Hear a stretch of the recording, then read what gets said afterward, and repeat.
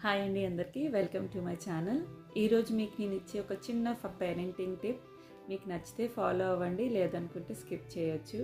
ఏమీ లేదు, మన పిల్లలకి మనం ఎప్పుడైనా సరే వాళ్ళు చేసేది పనుల్లో అది మంచి అయితే వాళ్ళని అప్రిషియేట్ చేయాలి. అది ఏదైనా తప్పు జరుగుతుంది అనుకుంటే ఖచ్చితంగా అది చెప్పాలి, ఇది తప్పు ఇది రైట్ అనేసి. వాళ్ళు చేసే మంచి పనిలో మనం అప్రిషియేషన్ చేస్తే ఖచ్చితంగా వాళ్ళు అది ఫాలో అవుతారు. అదేవిధంగా వాళ్ళు చేసిన ఏదైనా తప్పు పని ఉంటే అది చిన్నదైనా అవ్వచ్చు, పెద్దదైనా అవ్వచ్చు, కానీ వాళ్ళకి చెప్తే వాళ్ళు ఖచ్చితంగా కరెక్ట్ చేసుకుంటారు. ఫస్ట్ టైం వాళ్ళు కరెక్ట్ చేసుకోకపోవచ్చు, బట్ ఖచ్చితంగా వాళ్ళు సెకండ్ టైం థర్డ్ టైం కింద దాన్ని వాళ్ళు నెమ్మదిగా మార్చుకోవడానికి చూస్తారు.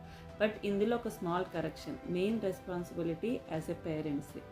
ఎందుకంటే పేరెంట్స్ వాళ్ళకి నచ్చే విధంగా, వాళ్ళకి అర్థమయ్యే విధంగా చెప్పాలి. అప్పుడైతేనే వాళ్ళు ఖచ్చితంగా వింటారు.